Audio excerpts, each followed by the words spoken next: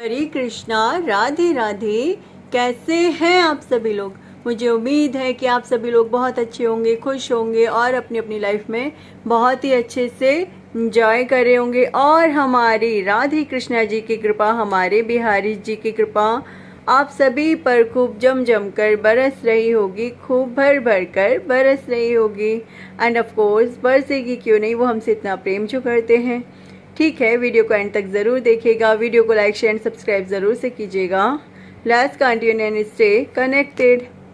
प्रेम से बोलिए आप सभी मेरे साथ, राधे राधे। प्रेम से बोलिए राधे राधे। भागवत कथा वीडियो शुरू करते हैं। पहले प्रार्थना कर लेते हैं। ओम नमो भगवते वासुदेवाय। ओम नमो भगवते वासुदेवाय। कृष्णं नारायणं वन्दे, कृष्णं वन्दे व्रजप्रियं, कृष्णं द्वैपायनं वन्दे, कृष्णं वन्दे प्रथासुतं। जय जय श्री राधे, जय जय श्री राधे। ओम तत्सत। श्री गणेशाय नमः। श्रीमद् भागवत महापुराणम तृतीय स्कंध अथ प्रथमो अध्याय उद्धव और विदुर की भेंट। श्री सुखदेव जी ने कहा, परीक्षित, जो बात तुमसे पूछी है वही पूर्व काल में अपने सुख समृद्धि से पूर्ण घर को छोड़कर वन में गए हुए विदुर जी ने भगवान मैत्रेय जी से पूछी थी।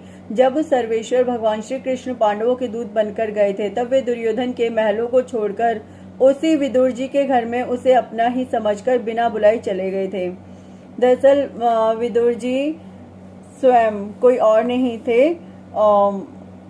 वो यमराज जी थे। मतलब इससे पूर्व जन्म में वो यमराज थे, परंतु शापित होने की वजह से उन्हें धरती पर मृत्युलोक में आना पड़ा था।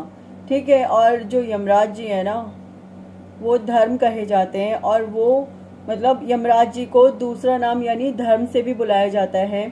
और धर्म तो मैंने आपको कितनी बार बताया ही है। धर्म क्या है? धर्म अर्थात पर स्त्री पर पुरुष पर नजर ना डालना।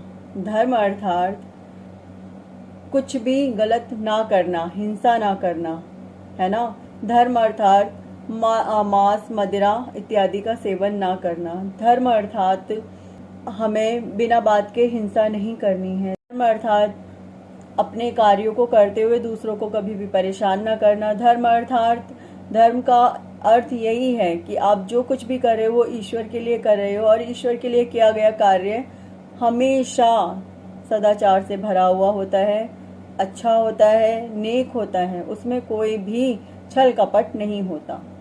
यही धर्म होता है। आप किसी के साथ कुछ गलत मत कीजिए, यही धर्म है ना। तो धर्म यही है। और उनका दूसरा नाम, यमराज जी का जो दूसरा नाम है, वो धर्म भी कहा जाता है। ठीक है। और तो धर्म यानी यमराज जी यानी धर्म। ठीक है ना। तो वो धर्म कहे जाते हैं। ठीक है। परंतु शापित होने की वजह से उन्हें मृत्युलोक पर आना पड़ा था। ठीक है। तो आगे बढ़ते हैं। तब वे दुर्योधन के महलों को छोड़कर उसी विदुर जी के घर में उसे अपना ही समझकर बिना बुलाए चले गए थे। क्योंकि जो धर्मराज है, जो धर्म है ना, यानी यमराज जी हैं, वो विष्णु भगवान जी के, कृष्ण भगवान जी के, श्री राम जी के अनन्य भक्तों में से एक हैं। ठीक है। राजा परीक्षित ने पूछा, प्रभो, यह तो बतलाइए कि भगवान मैत्रेय के साथ विदुर जी का समागम कहाँ और किस समय हुआ था। पवित्र आत्मा विदुर ने महात्मा मैत्रेय जी से कोई साधारण प्रश्न नहीं किया होगा, क्योंकि उसे तो मैत्रेय जी उस जैसे साधु शिरोमणि ने अभिनंदन पूर्वक उत्तर देकर महिमान्वित किया था। सूत जी कहते हैं, सर्वज्ञ सुखदेव जी ने राजा परीक्षित के इस प्रकार प्रश्न पूछने पर अति प्रसन्न होकर कहा, सुनो। श्री सुखदेव जी कहने लगे, परीक्षित, यह उन दिनों की बात है जब अंधे राजा धृतराष्ट्र ने अन्याय पूर्वक अपने दुष्ट पुत्रों का पालन पोषण करते हुए अपने छोटे भाई पांडु के अनाथ बालकों को लाक्षा भवन में भेजकर आग लगवा दी थी। जब उनकी पुत्र वधु और महाराज युधिष्ठिर की पटरानी द्रौपदी के केश दुशासन ने भरी सभा में खींचे, उस समय द्रौपदी की आंखों से आंसुओं की धारा बह चली और उस प्रवाह में उसके वक्ष स्थल पर लगा हुआ केसर भी बह चला। किंतु धृतराष्ट्र ने अपने पुत्रों को उस कुकर्म से नहीं रोका। आप सभी शायद इस वाक्य को बहुत अच्छे से जानते हैं, मुझे बहुत ज़्यादा विस्तृत करके बताने की आवश्यकता मेरे ख्याल से नहीं है, क्योंकि दुर्योधन ने द्रौपदी के साथ और पांडु पुत्रों के साथ क्या किया था आपको भली भांति ज्ञात है। दुर्योधन ने सत्यपरायण और भोले भाले युधिष्ठिर का राज्य जुए में अन्याय से जीत लिया और उन्हें वन में निकाल दिया, किंतु वन से लौटने पर प्रतिज्ञा अनुसार जब उन्होंने अपना न्यायोचित पैतृक भाग मांगा, तब भी मोहवश उन्होंने उन अजात शत्रु युधिष्ठिर को उनका हिस्सा नहीं दिया। महाराज युधिष्ठिर के भेजने पर जब जगत गुरु भगवान श्री कृष्ण ने कौरवों की सभा में हित भरे सुमधुर वचन कहे, जो भीष्मादि सज्जनों को अमृत से लगे, पर कुर्राज ने उनके कथन को कुछ भी आदर नहीं दिया। देते कैसे, उनके तो सारे पुण्य नष्ट हो चुके थे। फिर जब सलाह के लिए विदुर जी को बुलाया गया, तब मंत्रियों में श्रेष्ठ विदुर जी ने राज्य भवन में जाकर बड़े भाई धृतराष्ट्र के पूछने पर उन्हें वह सम्मति दी जिसे नीति शास्त्र के जानने वाले पुरुष विदुर नीति कहते हैं। उन्होंने कहा, महाराज आप अजातशत्रु महात्मा युधिष्ठिर को उनका हिस्सा दे दीजिए, वे आपके ना सहने योग्य अपराध को भी सह रहे हैं। भीम रूप काले नाग से तो आप भी बहुत डरते हैं।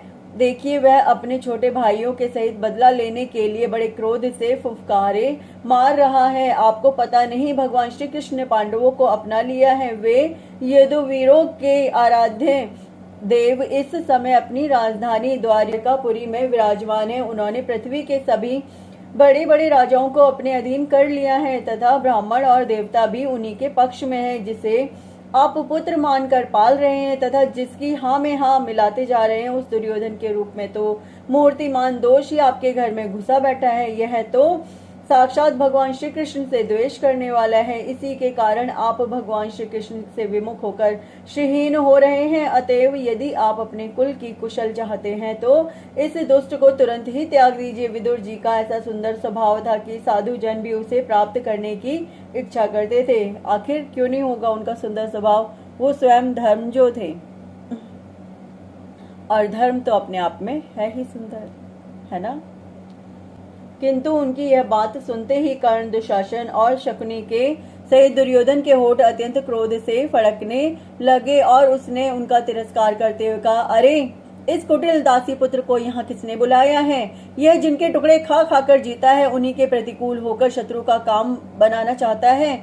इसके प्राण तो मत लो, परंतु इसे हमारे नगर से तुरंत बाहर निकाल दो। भाई के सामने ही कानों में बाण के समान लगने वाले इन अत्यंत कठोर वचनों से मर्माहत होकर भी विदुर जी ने कुछ बुरा न माना और भगवान की माया को प्रबल समझकर अपना धनुष राजद्वार पर रख वे हस्तिनापुर से चल दिए। कौरवों को विदुर जैसे महात्मा बड़े पुण्य से प्राप्त हुए थे। वे हस्तिनापुर से चलकर पुण्य करने की इच्छा से भूमंडल में तीर्थपाद भगवान के क्षेत्रों में विचरने लगे, जहाँ श्री हरि, ब्रह्मा, रुद्र, अनंत आदि अनेकों मूर्तियों के रूप में विराजमान है। जहाँ जहाँ भगवान की प्रतिमाओं से सुशोभित तीर्थ स्थान, नगर, पवित्र वन, पर्वत, निकुंज और निर्मल जल से भरे हुए नदी, सरोवर आदि थे, उन सभी स्थानों में वे अकेले ही विचरते रहे। वे अवधूत वेश में स्वच्छंदता पूर्वक पृथ्वी पर विचरते थे, जिससे आत्मीय जन उन्हें पहचान न सके।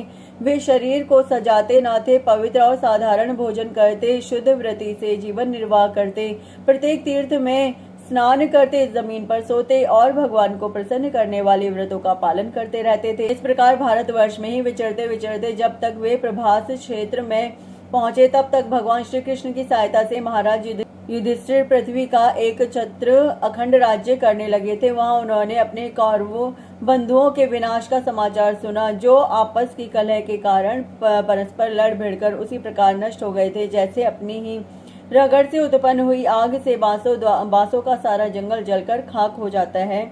ये सुनकर वे शोक करते हुए चुपचाप सरस्वती के तीर पर आए। वहां उन्होंने त्रित, उष्णा, मनु, पृथु, अग्नि, असित, वायु, सुदास, गौ, गुह और श्राद्ध देव के नामों से प्रसिद्ध 11 तीर्थों का सेवन किया। इनके सिवा पृथ्वी में ब्राह्मण और देवताओं के स्थापित किए हुए जो भगवान विष्णु के और भी अनेकों मंदिर थे, जिनके शिखरों पर भगवान के प्रधान आयुध चक्र के चिन्ह थे और जिनके दर्शन मात्र से श्री कृष्ण का स्मरण हो आता था, उनका भी सेवन किया। वहां से चलकर वे धन धान्य से पूर्ण सौराष्ट्र सौवीर, मत्स्य और कुरुजांगल आदि देशों में होते हुए जब कुछ दिनों में यमुना तट पर पहुंचे, तब वहां उन्होंने परम भागवत उद्धव जी का दर्शन किया। वे भगवान श्री कृष्ण के प्रख्यात सेवक और अत्यंत शांत स्वभाव थे। वे पहले बृहस्पति जी के शिष्य रह चुके थे। विदुर जी ने उन्हें देखकर प्रेम से गाढ़ आलिंगन किया और उनसे अपने आराध्य भगवान श्री कृष्ण और उनके आश्रित अपने स्वजनों का कुशल समाचार पूछा। विदुर जी कहने लगे, उद्धव जी, पुराण पुरुष बलराम जी और श्री कृष्ण ने अपने ही नाभि कमल से उत्पन्न हुए ब्रह्मा जी की प्रार्थना से इस जगत में अवतार लिया है। वे पृथ्वी का भार उतारकर सबको आनंद देते हुए अब श्री वसुदेव जी के घर कुशल से रह रहे हैं ना प्रियवर। हम कुरुवंशियों के परम सुहृदय और पूज्य वसुदेव जी, जो पिता के समान उदारता पूर्वक अपनी कुंती आदि बहनों को उनके स्वामियों का संतोष कराते हुए उनकी सभी मनचाही वस्तुएं देते आए हैं, आनंद पूर्वक है ना प्यारे उद्धव जी। यादवों के सेनापति वीरवर प्रद्युम्न जी तो प्रसन्न है ना, जो पूर्व जन्म में कामदेव थे तथा जिन्हें देवी रुक्मणी जी ने ब्राह्मणों की आराधना करके भगवान से प्राप्त किया था। सात्वत, वृष्णि, भोज, दाशार्वंशी यादवों के अधिपति महाराज उग्रसेन तो सुख से है ना, जिन्होंने राज्य पाने की आशा का सर्वथा परित्याग कर दिया था, किंतु कमलनयन भगवान श्री कृष्ण ने जिन्हें फिर से राज सिंहासन पर बैठाया। सौम्य अपने पिता श्री कृष्ण के समान समस्त रथियों में अग्रगण्य श्री कृष्ण तने सांब सकुशल तो है ना।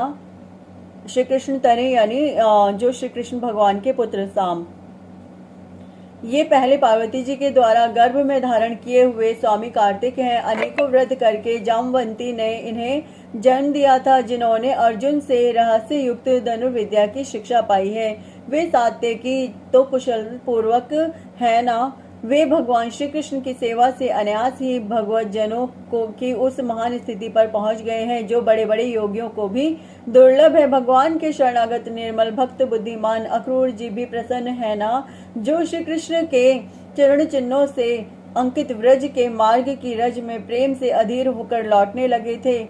भोजवंशी देवक की पुत्री देवकी जी अच्छी तरह है ना, जो देव माता अदिति के समान ही साक्षात विष्णु भगवान की माता है।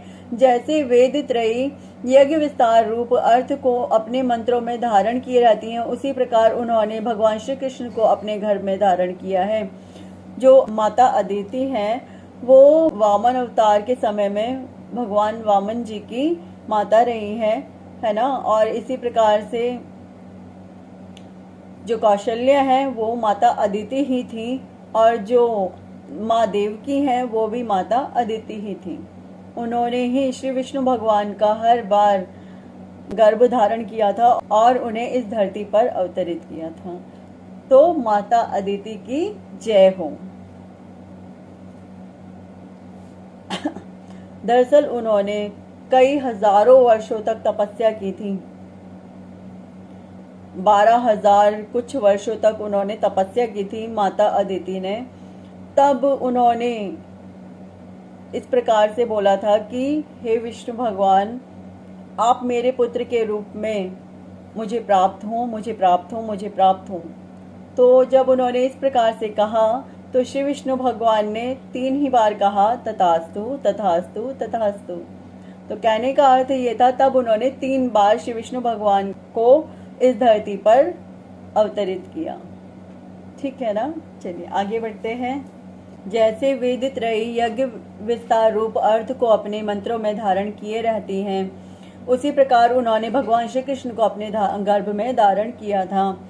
अब आप भक्त जनों की कामनाएं पूर्ण करने वाले भगवान अनिरुद्ध जी सुख पूर्वक है ना, जिन्हें शास्त्र वेदों के आदि कारण और अंतःकरण चतुष्टय के चौथे अंश मन के अधिष्ठाता बतलाते हैं। सौम्य स्वभाव उद्धव जी अपने हृदयेश्वर भगवान श्री कृष्ण का अनन्य भाव से अनुसरण करने वाले, जो हृदयिक सत्य भामानंदन चारुदेशण और गद आदि अन्य भगवान के पुत्र हैं, वे सब भी कुशल पूर्वक है ना। महाराज युधिष्ठिर अपनी अर्जुन और श्री कृष्ण रूप दोनों भुजाओं की सहायता से धर्म मर्यादा का न्याय पूर्वक पालन करते हैं ना। मैं दानव की बनाई हुई सभा में इनके राज्य वैभव और दबदबे को देखकर दुर्योधन को बड़ा डहा हुआ था। अपराधियों के प्रति अत्यंत असहिष्णु भीमसेन ने सर्प के समान दीर्घकालीन क्रोध को छोड़ दिया है क्या? जब वे गदायुद्ध में तरह तरह के पैतरे बदलते थे तब उनके पैरों की धमक से धरती डोलने लगती थी।